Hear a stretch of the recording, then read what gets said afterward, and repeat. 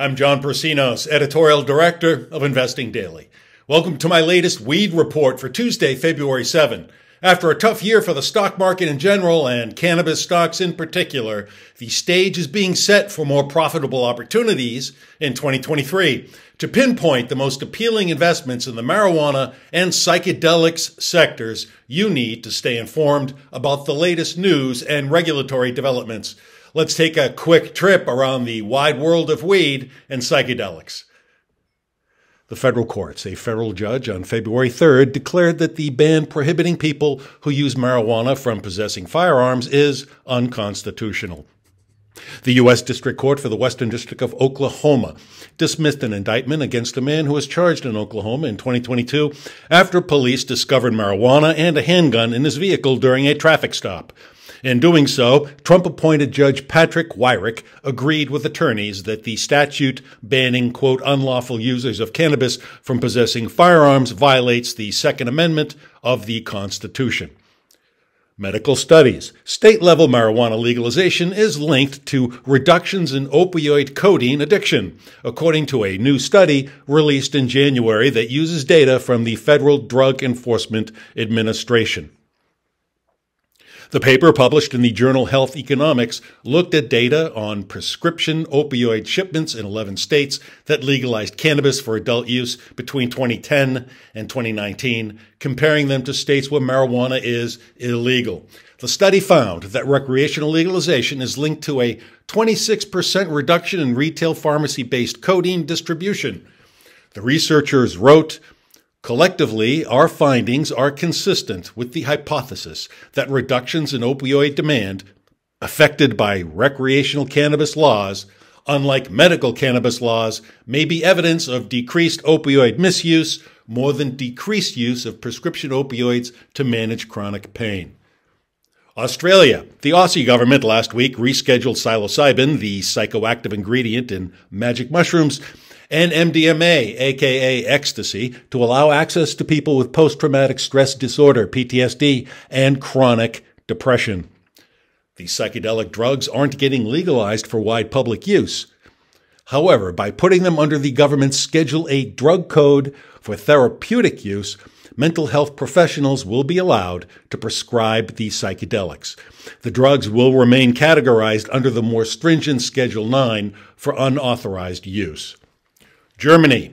The three governing parties in Germany included a plan to legalize cannabis in their coalition agreement of 2021. As of this month, that plan is getting closer to fruition, although details still need to be ironed out.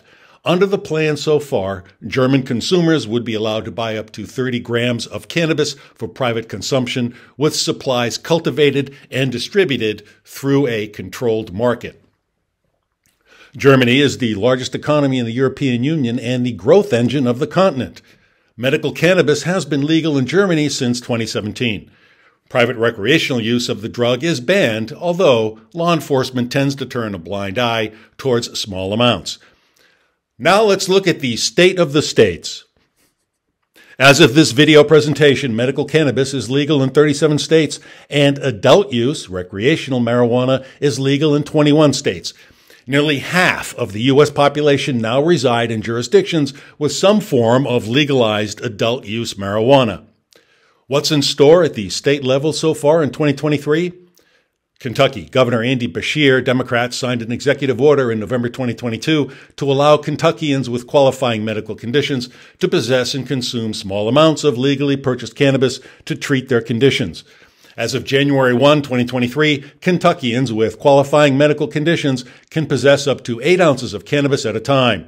The executive order is not a substitute for medical cannabis legalization.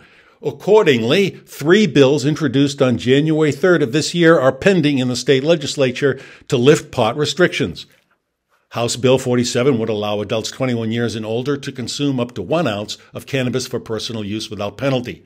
House Bill 22 and Senate Bill 51 would establish a cannabis control board to administer the cultivation, processing, transportation, sale, use, taxation, and licensing of medical and adult use cannabis. Maryland.